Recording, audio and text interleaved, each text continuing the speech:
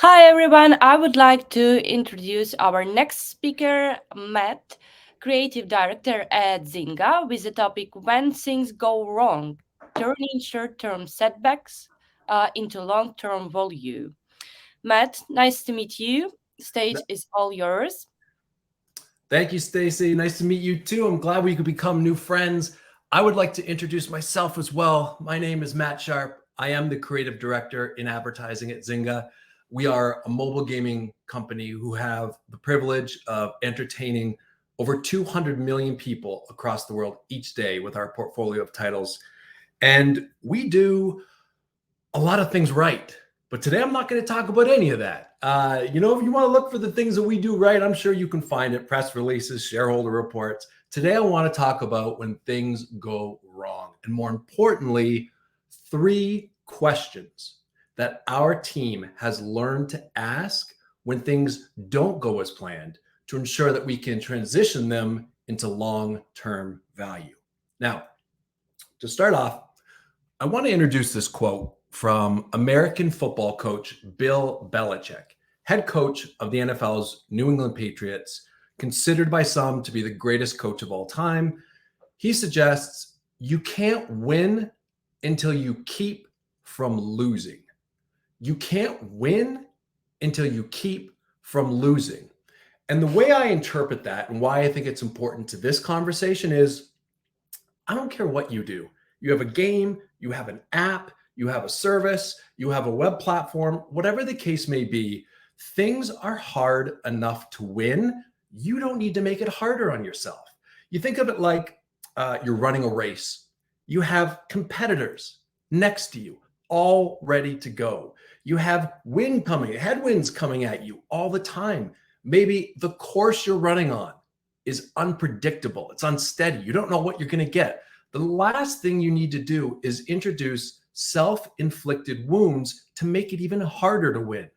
And that's where we see the value of asking these questions and taking those setbacks and turning them into something positive. Now, as a quick aside, I want to talk about losing. Now, I used to define losing as when basically things didn't go as planned.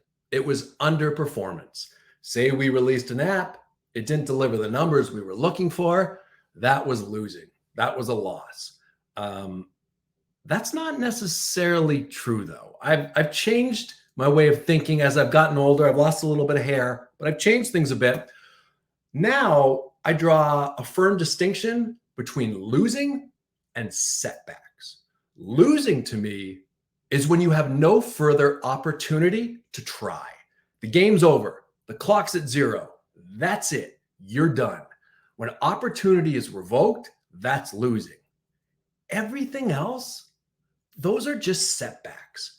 And the beautiful thing about setbacks is that they can be a springboard into opportunity and to doing things just a little bit better the next time out. Now, I mentioned 3 questions. The 3 questions our team asks when something unwelcome occurs. I'm not going to drag this out. I'm going to get right into it. The first question is this: what happened? Definitively, what happened? It could be something like we ran a marketing campaign and it failed to have the impact across these key performance indicators that we thought it might.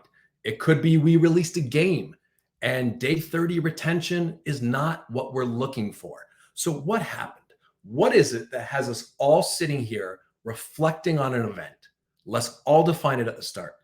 Second question: why did it happen? Why did it happen? Looking back to where we were and to where we are now, what occurred along the way that got us to this result? How did we go from a good place where we had a lot of momentum, all these things, into a place where we're not so thrilled about? Let's break it down concretely. What is it that happened? Now, how can we best avoid this happening again? You'll notice here with this third question, what I don't say is, how can we avoid this happening again? The reason why, that creates a perfectionist mindset where it's like, okay, 100%, What can we do to make sure this never, ever, ever, ever, ever, ever, ever happens again? We don't want that. We want to come up with brainstorms that put systems in place that dramatically increase the likelihood that we avoid things. We found that that produces far better results, far better solutions going forward. So again, 3 questions. What happened? Why did it happen? How can we best avoid this happening again? Now, the truth is, it's very simple. It's a very simple formula, and it's everywhere. I talked about sports earlier. I talked about American football. It could be football. It could be soccer. It could be rugby, or sorry, hockey. It could be, I try to understand my audience. It could be any team sport that you can think of has a common element in mind at the highest professional level, and that is film study. So these 3 questions are found in what's called film study. And what film study is, for those who aren't familiar, this is when a game ends and a team comes together and they sit in a room and the lights dim. And this typically happens after a loss.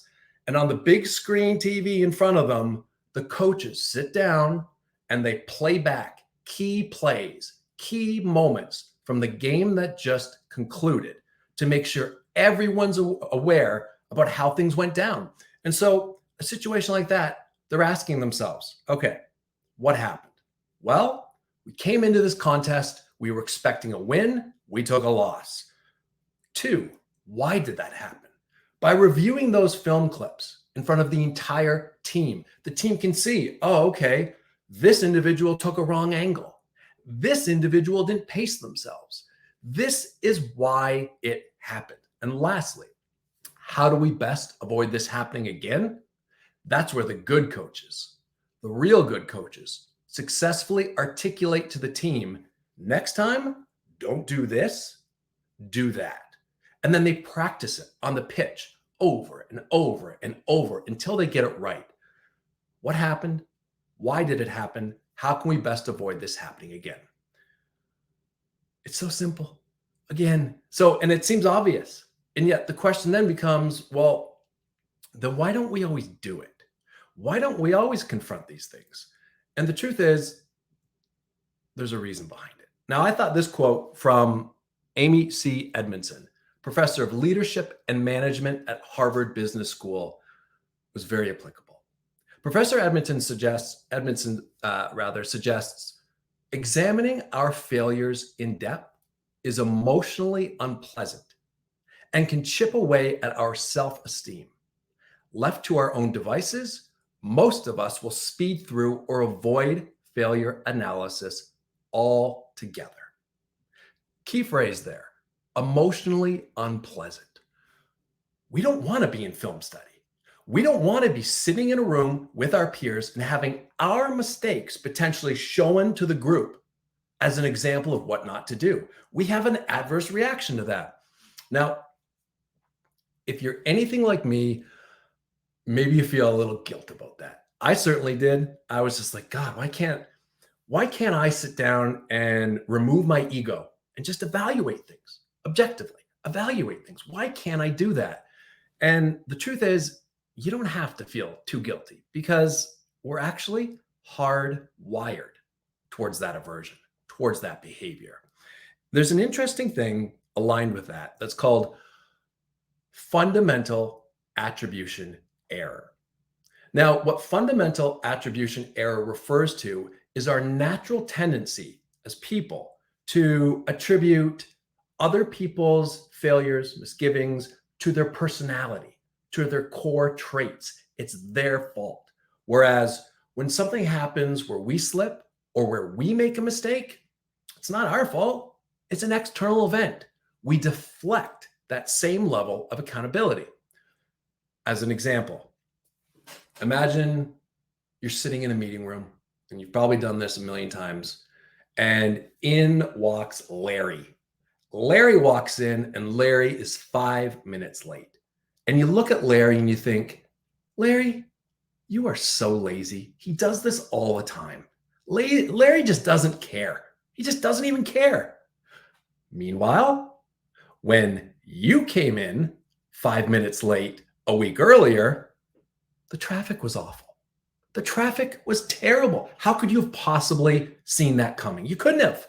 It was an external event. So, fundamental attribution error. We are hardwired to not want to take accountability for our actions, or to rather more succinctly, to assign them to external events that were outside of our control.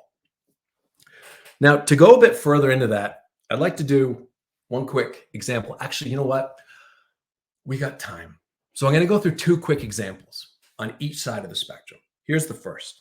About 15 years ago, I was working for a startup, and we developed a web-based app, a platform that we finally got to a point where we were ready to release. And so here's what we did. We reached out to a PR agency, and we paid them a lot of money to set up media coverage to ensure that we'd get the kind of visibility we're looking for. We also reached out to a major conference, and we paid a lot of money to ensure that we could present our product at that conference, again, to maximize visibility. And we did that. And it all went according to plan. The PR company, they got us our coverage. The conference, we presented there. Lots of important people saw it. And here's what happened. People looked at the product, they examined it, and they said, huh. And then they moved on. People looked at it, but they didn't stay. They didn't care.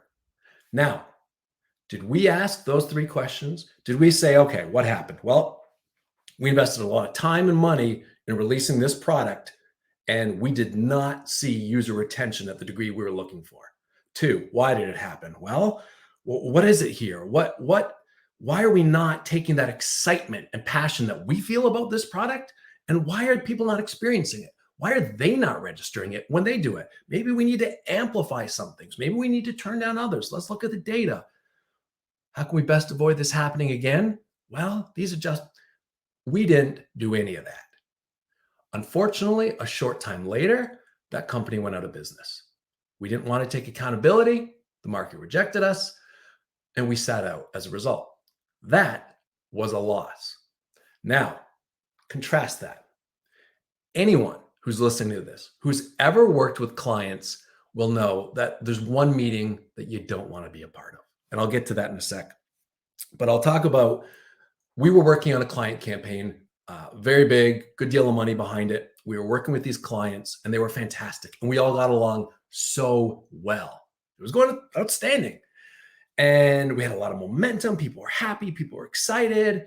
And along the way, things sort of broke down. What happened was the client was expecting things that we weren't in a position to deliver. Key dates were being missed. Long stretches went by without communication. And it finally got to the point, and this is the meeting, where the client called us all together and sat in a room and basically said, we trusted you. We believed in you. We were all excited. All those things are now lost. You need to get it together, and you need to fix this. And I'll tell you, if you're part of a team and you're hearing that, not good. It makes your stomach turn.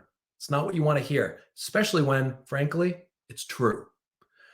So here's what our team did. Unlike the previous example, we took a minute, we digested the emotions, and we came together and we said, okay, what's happened?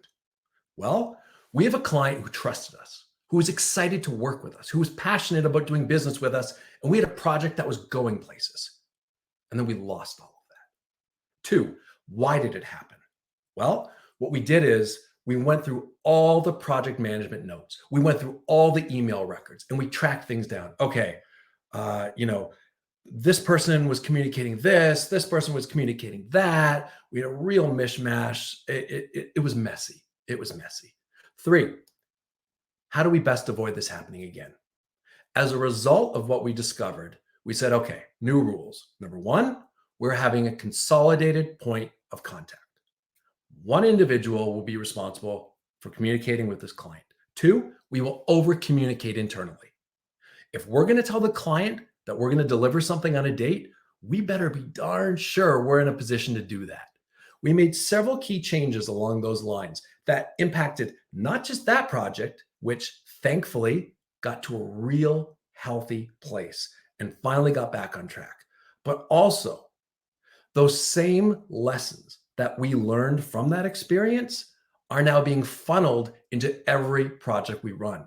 And they're all things that I think if you asked us, we would have said, yeah, we do that. Yeah, we do that. But it took that hard experience for us to really realize that we need to crystallize that and set new systems and processes in place to ensure that it's done definitively. So I've talked a lot about 3 questions. They seem very simple. And if you're anything like me, you're probably like, okay, but like, how do we navigate through them? Like, those aren't easy conversations. And they're not, no question. So here are 3 tips that I've learned from working through these questions that can best position a team for success in communicating with them. The first one is this: do not progress to a question until you have consensus on an answer to the one at hand. Here's what I mean by that. If you have a room of people and everybody agrees there's a problem, everybody agrees in some form we just have not been as successful as we want to be, but half the room thinks it's because our daily active users aren't high enough, and the other half thinks it's because our ad revenue isn't high enough, that needs to be addressed. Everyone needs to be on the same page as to what's happened. Okay, we've got this app that's gone out. Our daily active users are not high enough, and therefore, as a result, ad revenue is not high enough. Put ad revenue aside, focus on daily active users. Once we have that, and once you have consensus, then you can start to dissect what happened, or why it happened, rather. And if you think of it like surgery, the doctor's got to know what to operate on. Is it the arm? Is it the leg? What part of the arm? Well, you've got to get specific, and everyone needs to be on the same page. Otherwise, you're going to get unproductive results that'll do far more damage than good. Now then, this is the hard one. That second question, why did it happen? Here's why it's hard. It's a crucial conversation.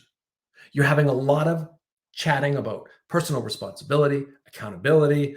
Things can get very uncomfortable. Remember what I mentioned earlier about emotional unpleasantness? That's where this comes out. People feel defensive. You're basically saying they're not doing their job at times. So one thing I've learned to do is when you're trying to get an understanding of why something has happened, ask yourself this. Before screaming to the room that it's Susie's fault in marketing, ask yourself, how do I know this to be true? And support that with empirical evidence. It has to be, we live in a time where there's never been more evidence surrounding a project. Email threads, project management notes, it's all there. It's all documented. So ask yourself, to avoid falling prey to any personal bias, self-defense, ask yourself this: how do I know this to be true? And then write it down. Oh, okay. Susie from marketing did this. Okay, that's why it happened. And then you can confidently present it to the room. Don't just be like, it's Bill's fault. It's all Bill. It's Bill. Once again, nobody needs that. And Bill's probably going to slash your tires. You don't want to get Bill angry. Last thing, in establishing how best to avoid this in the future, how can we best avoid this happening again? Please aim for macro trends and not micro blame. It is the easiest thing in the world to pin this on Susie or Bill or whomever. The truth is, 9 times out of 10, there's a lapse in communication. There's a lapse in process systems that have allowed them to make a mistake. So when you're sitting down with it, look, sometimes Susie's just going to have a bad day, and it is Susie's fault. And if it happens too much, well, that needs to be addressed. But most times, it's because as a team, everyone wasn't on the same page. Everyone wasn't sure what to do in a situation. So coming out of it, when you ask yourself, how do we best avoid this happening again? Aim for macro trends. That way, you'll have a solution not just to the project at hand, but also future projects, similar to the example I touched on earlier. Now let's wrap it up. Everybody here's busy. We'll pull this in a little early. This is a quote from Marcus Aurelius that I think is exceptionally important. If anyone can refute me, show me I'm making a mistake or looking at things from the wrong perspective, I'll gladly change. It's the truth I'm after. And I think looking back on what we've discussed, whether it's emotional unpleasantness, whether it's deflecting accountability through something like fundamental attribution error, there are so many reasons for us not to pursue the truth. Some are hardwired. But when progressing through these difficulties, if you really want to turn these setbacks into value, you got to find that truth. And my hope is whomever you are, whomever's watching this, in whatever form, whatever discipline you're in, those three questions. What happened? Why did it happen? How can we best avoid this happening again? Can help get you closer to the truth that you and your team are after. And I thank you very much for your time. I hope you enjoyed this.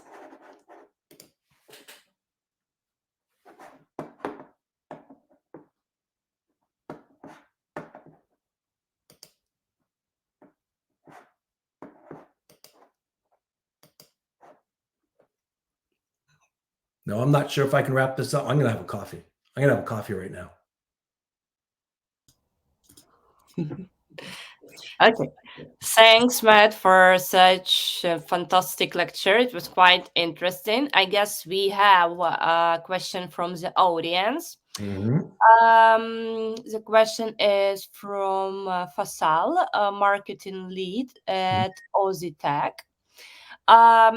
What about trained campaign strategy? I don't know, it's without explanation, but trained campaign strategy with I'm not sure of the application to this. Could we get some clarification if possible? I'd love to answer. Yes, if Fasal could explain the question, it will be good. Okay. I know that it was typed when we have been on the second or third slide, but anyway, Okay. I believe that they could contact you directly, and we could get the answers. I would like to thank you. It was quite interesting for me as well, and I hope that we will see you on the next our conferences. And I wish you to have good holidays. Well, I love the tree in your background, by the way. I love that Christmas tree. And I can tell you're going to have a great holiday, Stacy, because it looks like you got a wonderfully festive room set up behind you. I wish you all the best. I'm going to be joining another panel shortly, so I hope to see some people there. But this was fantastic. Thank you so much. Thank you too. Okay.